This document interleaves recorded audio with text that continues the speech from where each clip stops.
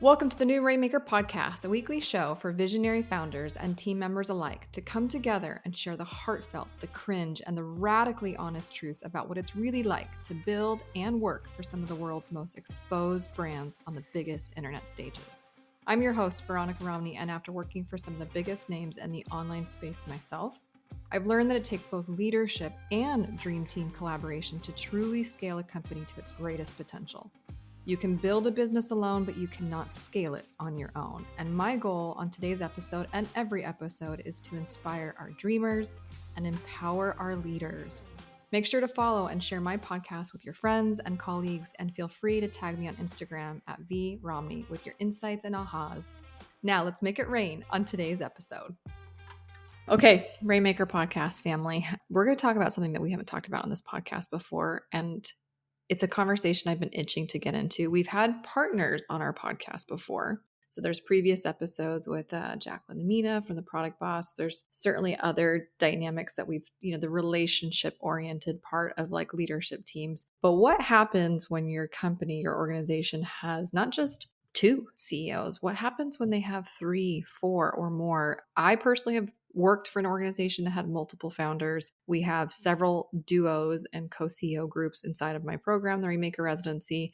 But today's guest is going to talk about this really interesting dynamic from a very personal experience. I'm really excited to have Julie Cole on today's podcast. So Julie, hello. Welcome to the podcast. Thank you. And will you please introduce yourself to the Rainmaker community? Absolutely. Thank you so much for having me. So yes, my name is Julie Cole.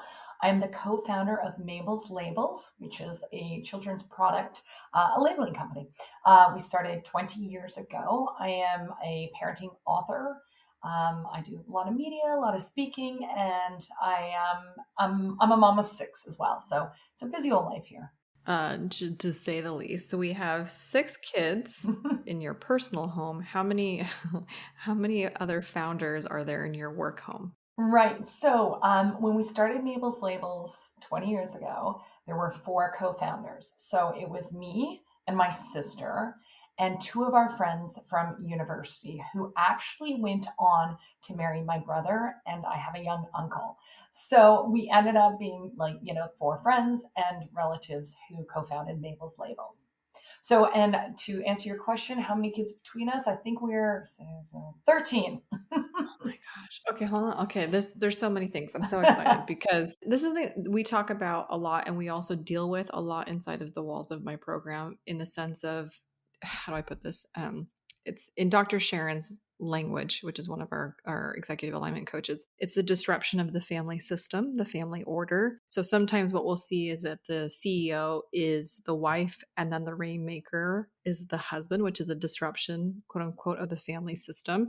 Sometimes we'll see younger siblings be the CEO and the older sibling be the rainmaker or somebody underneath them. Sometimes we'll see parents underneath the child. So like, we are very hyper aware and very conscious of family dynamics, especially in the workplace, especially when it disrupts the family system by the nature of the org chart structure. In your case, you have 4 founders, and we can get into the specifics as much as you're comfortable sharing, but like equal partners or 4 founders at the tippity top of this organization, one being your sister. I don't know if that's older or younger. And now you have 2 friends who then also become family through marriage.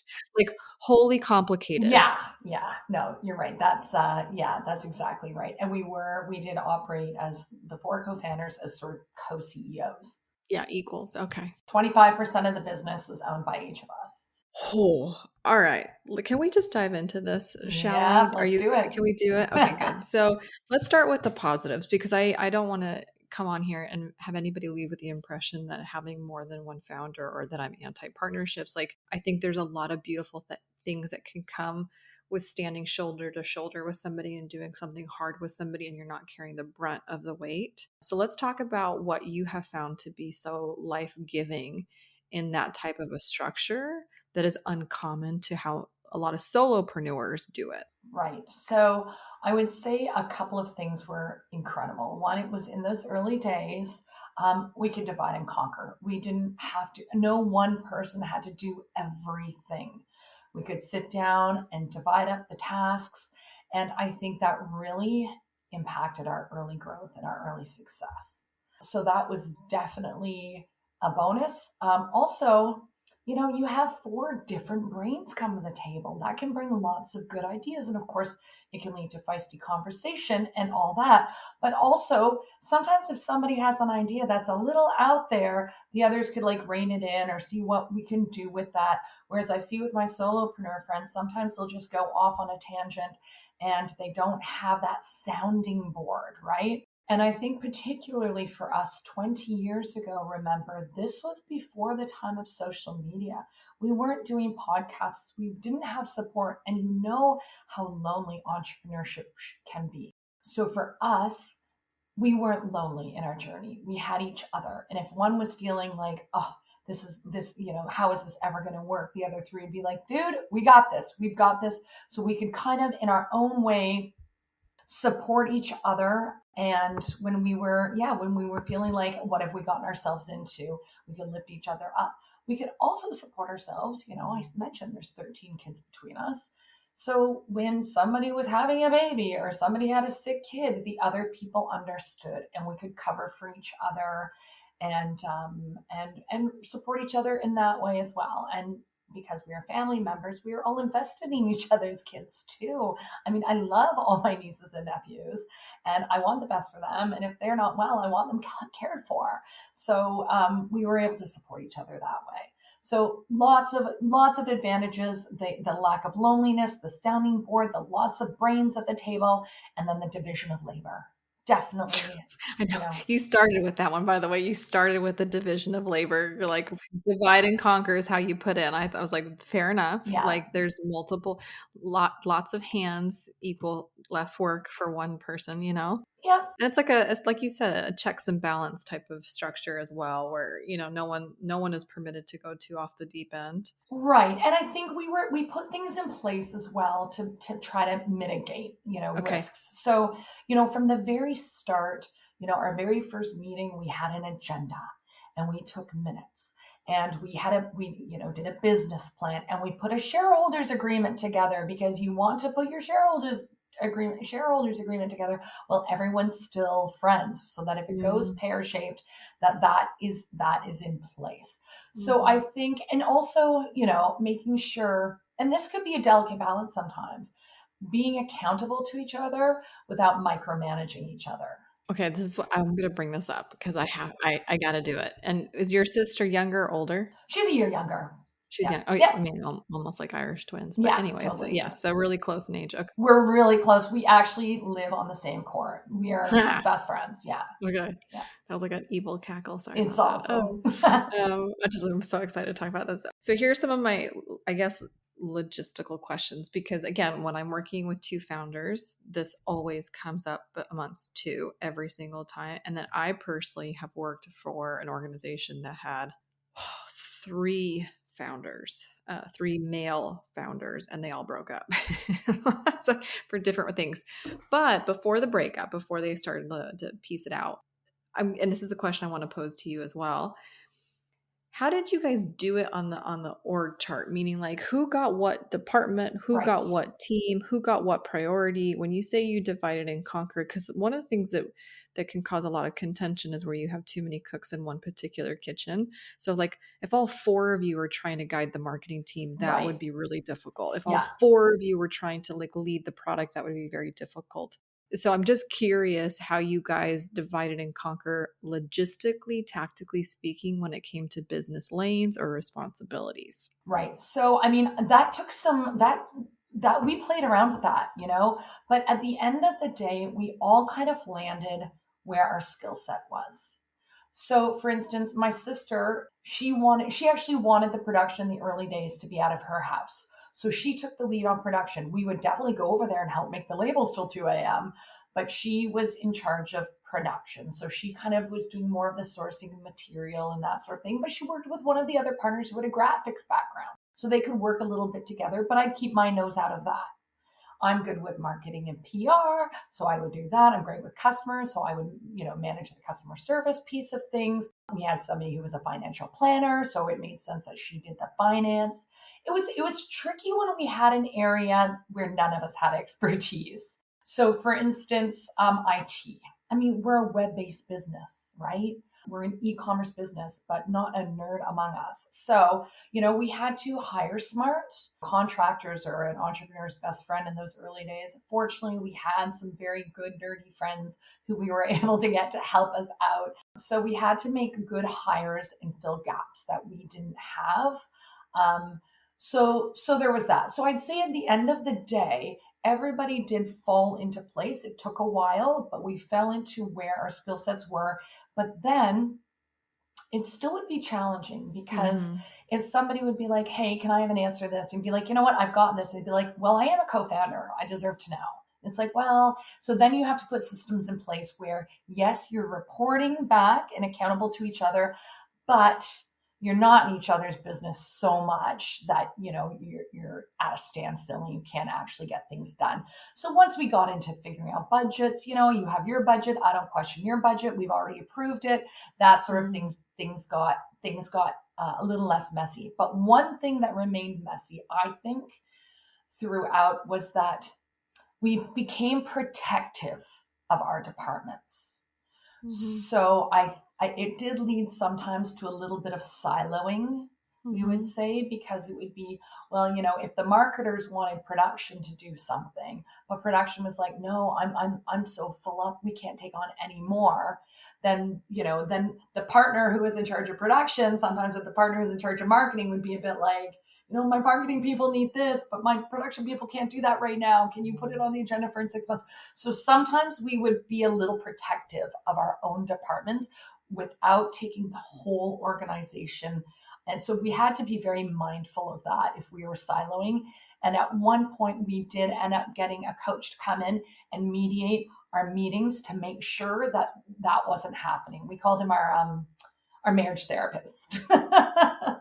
And I think we did that. I think we were smart to do that, to make sure that somebody with a ton of business experience. I mean, we all came from never having run a business before. So we brought somebody in who had a ton of business experience and had worked with founders who could help facilitate those conversations for the best of our business. Woo, okay, I have some questions. I bet. I also very much appreciate the transparency because it doesn't really serve anyone if we're not open. Right. Because everybody who's ever had to do something with someone else has issues, whether that's in a marriage, a family, a work environment, and especially when you mix two of those together where family literally is also your quote unquote work family. Okay, so I love that you guys kind of and again, like you said, took a beat, but eventually everybody kind of ended up overseeing where they felt it was one of their natural gifts or inclinations. And then, which makes total sense to me, because I think we show up, our work, the best work that we do is also the work that is the most exciting, exhilarating, and where we tend to have natural talent anyways. So that makes total sense to me. It also makes sense to me that people got a little bit protective over what was theirs. So even though it was a distribution of 25, 25, 25, but if you have a team, if you have the things, I can see where that would get a little bit. So, because everybody has a different leadership style and everybody has different priority levels and comfortability around speed, around growth. And also at that time, you get I have people working who report to me and they have people and we get protective of our people, right? Oh, I know. These are humans. And that was another gap, we didn't have HR experience. So then, my sister was the one who took HR on and we got a consultant and she did courses and learned, we had to, level up. And this was always a challenge too. As as a business grows, suddenly we're like, oh, we have employees. Does anyone know anything about HR? As soon as you think you know what you're doing, something changes and you have to keep learning. And that's the fun of it too. Well, that's what I was going to bring up too, because often, again, startup companies tend to share resources left and right, which can also cause Frankenstein roles where somebody's a little bit here, a little bit there, a little bit there, and it's really hard for that person to thrive. I would imagine this came up for you guys where you would share staff or would there be a staff member that would do a little bit of marketing or a little bit of customer service or a little bit of this or a little bit where did they feel like they had multiple bosses? Yeah. And particularly in the early days when we just did those first hires, it was like, okay, our first hire, it was a cousin of ours who was home from university for the summer. And we're like, okay, she can answer the phone, she can make labels in her spare time, and then she can mail them out. And then, oh, maybe now we've got social media now. Maybe she can set up a Twitter account for us. So, there were a lot of, in those early days, and that's how it is with startups. You have, like even your HR person, they have to do very, very basic tasks, but then also sometimes have to hire a director. Like it has, in those startups, there's so many rules for everyone. Sometimes I would be sitting on the floor on my laptop. Sometimes I'd be making labels. Sometimes I'd be going to a big business meeting wearing a suit. And in the early days, I think because of how we did things, we were in the basement and our first few employees, we were just very collaborative. And they took part in a lot of the decision making. And I think that actually, as we grew, was a little bit of a challenge for some staff or team members, right? Because, they're like, remember in the basement, we talk about this stuff. Now we never see them. They're always in boardrooms and they're traveling. So as a business grows, and that's, I talk about different horses for different courses. Some employees are there for you in the early days, but they're not the right fit in mid-size, or they're not a right fit later. And that's okay, right? That's okay.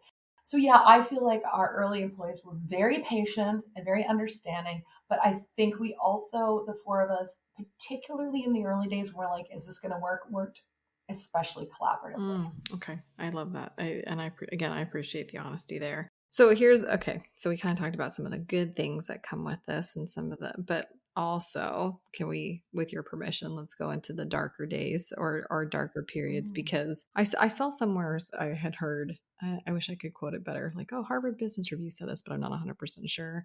So like marriage divorce rates, 50, 60, somewhere around there. Half of marriages do not make it romantically. But I've heard that partnerships, 80%, if not more, partnerships also fail. And that's in a partnership of two, let alone four. So most do not work out. It's very difficult for more than one person who are, to still have the same aspirational intentions and same direction to their aspirations over the long run. You've been doing this for 20 years with 4 women who have also been expanding their families and their personal lives as well, and have, partners and have other families that they need to think of that overarching aspiration that is probably more of a focus than even a work aspiration. How have you guys done it? How have you guys stayed together for this long? Were there periods where there were sabbaticals or separations? Were there periods where there really was a come to moment where you're like, this isn't working? Okay, let's talk. So there has been a change. So about 14 years into the business, we got a call from Avery Labels, CCL, saying, hey, we want to talk about acquiring your business.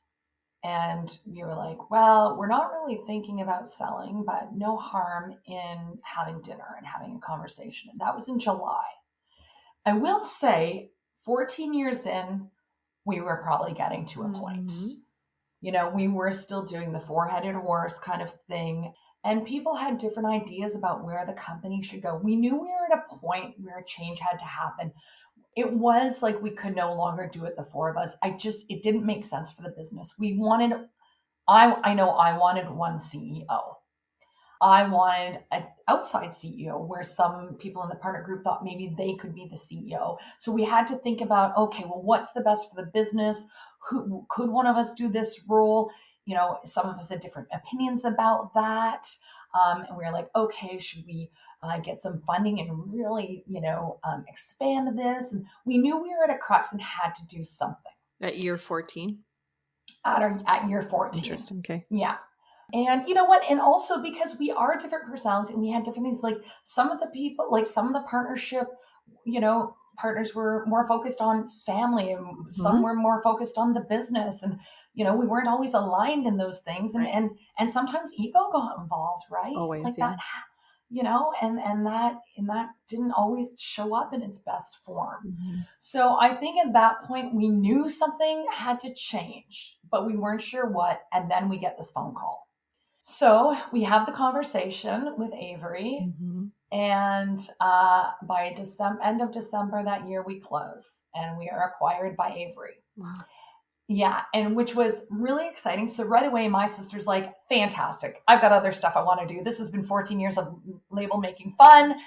I'm out. I'm out. Yeah. She had Peace. also had a little whoops baby. So she had another baby. And so she was like, I'd like to be able to hang out with my baby. And then one of the partners was going to stay on. But then because she wasn't as involved operationally as she wanted to or had been previously, she was like, I don't think this is actually a fit. So she just moved on and done her own, like she's doing coaching and things like that. And one of the partners stayed, so two of us stayed on. So one stayed on as the general manager, and she left like probably 2 or 3 years ago. Mm-hmm. And I think, we have to be honest. We like when we stay with our companies after we acquire them, sometimes we can stay on too long. And sometimes like it's hard to see the company you once co-founded change Yeah. and your role changes. I'm still there. And like I was meant to stay on for a year. You want to help with the transition, but I loved it and they still loved me. So I've still Here we been are. there so I'm still here 6 years later, doing my thing and loving it. So, we did end, like, I mean, me and the one partner stayed on for a few years together, and then she exited and is doing her own thing. But yeah, at year 14, I don't know what would have happened if that call didn't happen.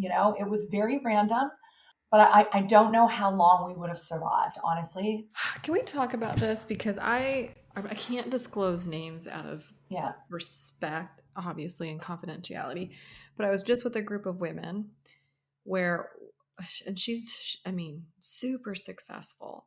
I mean, it's insane how many physical locations they have and things like that. You're like, wow, like total, I mean, badassery, right? Yeah. Yeah. But she, I mean, being in a business for so long, for a decade, if not more, you just get tired. And if you're multi-creative or you're a multi-passionate human being, you also get itchy, you get bored, you're no longer challenged by things where you're like, I've already dealt with this level, I've already dealt with this problem one too many times. Like it's no longer fun for me to solve it. I don't get the high from solving it. Right.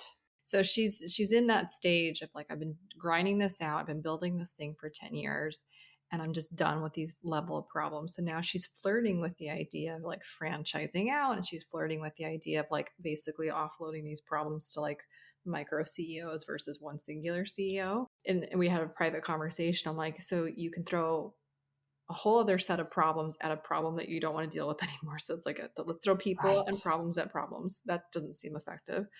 Or why don't you just call it and just sunset it, like as in sell it, Yeah. move on.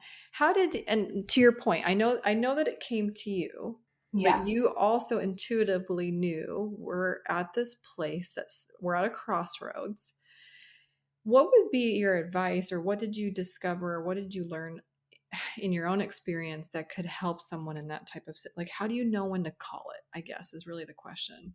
Right. I know. I think that's a problem people have. I think it is Mhm. a real life skill knowing when to move on. Yeah. And I had a very strange role model for this. My grandmother, she's like, you know what? I think it's time I stopped driving. And she didn't do too soon. And she didn't wait till she got in a car accident. Or she's like, I think that's going to be my last trip to Ireland. I think it's time to end. And she didn't, like, she just knew when the Yeah. time was right. Yeah. And it's an interesting skill to have that a lot of people don't. And I think, yeah, I don't know what advice to give around that. I mean, I think you just need to pay attention. If it's not filling your cup, Mm-hmm. if you're not happy, Mm-hmm. if it's, I mean, isn't the goal to like build it, scale it, sell it? Like, That's what I talk to thought. people, right? And like, what are you holding on to it for? Is it a legacy business? Are you managing it like it's a legacy business? Do you have children coming up behind you that are working in the business, trained and getting educated and getting outside work so they don't kill your business? Mm-hmm. We know what can happen to family businesses, Mm-hmm. right? Mm-hmm. So I do think, knowing, and also just being prepared. Like if you are going to, put your business out there, or if people are asking you a couple of things, the way ours worked is not normal. People get left at the altar all the time. Like you do not say this business is sold until that money is in the bank. Mm. And you want to do things like prepare personally, like for our co-founder group, we had to also make sure the price was right because we're only getting 25% each. So then you want to prepare also for your families, like, I want to set up a holding company or do trust funds for the kids. So when I get this cash injection, I've got places to put the money so it all doesn't disappear in taxes or whatever. So you want to make sure you're talking to an accountant who's dealing with the partnership group together. And then your business. You want your business to be prepared. You do not want to lose anything in due diligence. That's when they look under the covers. So every contract you've got, anything you've done, all your finances, they're going to come in and look at everything. And that's when they come back and say, you know what, we discovered this, so now we're offering you $1 million less. Oh yeah. So you want to keep your housekeeping in order. And we did. So we lost nothing. So for us, it was like the price had to be right. We wanted to make sure they were going to hold on to our brand the way it was, and we're going to be firing people. And we loved that. It was Avery. It was a perfect fit. Yeah, my parents just sold their business after 33 years, and Wow. The due diligence is where a lot of shady stuff happens. Yeah. Like the morning of close, like, oh, we want to offer you $500,000 left. So it's like, excuse me, like I know, and that's why do not put those eggs in a basket. You can get left at the altar in the 11th hour. well, but it's tactic by people who acquire companies like hobbies, because they already know that the person that they're buying from has already done all this sunk cost. And so people are like, you know what, screw it. We've already been working towards this for a year, if not more. I've already done all this paperwork for hours and hours. F it. I'm just going to let it. I'm like, I can't do this again. I can't start over with another buyer. 100%. Yep. That is really, really sensible thing to say. And the other thing too is don't get so focused on going through all of that you're losing sight of your business, because you don't want your sales to go down. You don't want your staff to be discontent. You don't want any of that to happen, because if and when you get left at the altar, now your business sucks too, because you've been ignoring it, right? Well, because they get like senioritis. Like, I'm graduating. 100%. Like, I've already submitted all my college applications. You quit your own company. Yeah. That's really good advice. Okay, let's go back. So, and you and I know, could talk about this for a really long time because I'm such a nerd. I'll ask you all the questions. But I guess in your kind of parting wisdom, for those of you who are listening to this podcast and the title of co-founders was attractive to you, you're like, I currently finding myself in a co-founder relationship, or I want to engage or enter into a partnership, a business partnership. I guess, Julie, like, what would you advise them? Your greatest, like, please, please, please, if you're listening to this, do this or do this. Like, what's your wisdom here? A couple of things. Okay, know who you're getting into bed with. I mean, for me, I really knew them. They Your were analogies siblings. are great. Like you gotta. I mean, with anything you do, know who you're. But also remember that you're different, and that's okay. And we had to do a lot of work around our communication styles and how each of us receives information and how. So it's okay to be different, but try to understand each other's languages and do the work. Do the counseling, do the therapy, do whatever work you need to do as a group. It's like, honestly, marriage counseling. You need to make sure you are doing that. And when you make mistakes, you're practicing, you move on quickly, be quick to forgive, learn from it, autopsy it, move on. And then, I mentioned earlier, do get that shareholders agreement in place and do it while everyone's friends, because it can, if you think marital divorce gets ugly, you should see business divorce. Oh no, yeah. You do know on They're that, horrific. Right? As a team member who witnessed it multiple times, it's horrific. Like when when the head of legal is escorting one of the partners out the building for all to witness, like a pariah, it was insane. Yeah. Yeah. And we say, like, when a marriage breaks up, focus on the kids, keep your eye on the ball. And the same with the business. Like if the partnership is breaking up, don't forget you've got a baby in there, and that's your business. And that's important too, because that's I think about the responsibility of having staff. And I need my business to do well, because people are feeding their children. They're paying college tuition based on the salary that we pay them. So I feel a huge responsibility around that. So we don't want our business to fail. You got to keep your eye on the ball. That's the child in this relationship. I love all that. It's great advice. And honestly, what came up to me, it's like you said, it's marriage counseling for business relationships. I've been married, 13, 14 years. And we've gone through counseling before because no one really, I Good. mean, and how your parents, like your family of origin communicates doesn't mean that's the new communication, ness of the relationship that you are like co-creating, And so if you're in a business partnership, how many partnerships are proactive, not even just doing the shareholders agreement when things are good and peachy, but how many of them are working, whether it be a coach, a therapist, an executive alignment type of human, like regardless of the title, how many of them are proactively working from the onset when things are great and everybody's feeling the high of the excitement of the potential to start laying the foundation of like, okay, what's your pet peeves? Because I'll tell you quickly what mine are. What Right. are your personal values? What values do you think this company should have? Does it bring into your personal values? Does it not? Like, what's your family dynamic like? Should I be aware of? Like, you're so, oh gosh, like you're so right. And that's probably the biggest advice, quite frankly. How many business partnerships or co-founding relationships have put in their company budget counseling or therapy for the Right. people? Or for us, it was always a retreat. We would go away, the four of us, have somebody facilitate it. We would get through a lot of stuff. We would do strategic planning, but also talk about our relationships and how we're feeling in our roles. And yeah, definitely having somebody facilitate that. But and to your point, um, you know, be proactive, right? Like Mm-hmm. you don't just go to marriage counseling when you're about to get divorced, right? Mm-hmm. So Mm-hmm. don't just start going to retreats when everything's falling apart. Get that stuff let that be a part of your culture. And also, for us, a big part was agreeing on and being deliberate about what our company core values are. And I mean, like, live by them, not just hang on a wall, hire and fire by them. And if you get alignment there, you can get a lot of alignment in the decision making. If your core values they help you make your decisions. So it's not the four of us having to it. We're being told what to do by our core values, which really Yeah. helps in the decision making process. But back to what you were saying about communication styles, it's the same thing that I've found with values. So, like you and me, Julie, but the two of us could be like, I'm a person of integrity. Integrity is my number one value. You're like, yeah, me too. Number one. Okay, hold on a minute. How do you define integrity? Exactly. Wait. How do you define honesty? How do I define honesty? Exactly. And then not only how do you define the value being on the same page, but how do you then feel like a person of integrity acts? Because somebody could also proclaim to be a person of integrity, but they act very differently. So Exactly. that has been something where I'm like, okay, go level 2, 3, 4 under the value beyond just the Love surface, that. because freak, Yeah. a lot of issues are found there. Yeah, a lot. For sure. And ours was, I mean, I think a big thing for co-founders too is trust. Yeah.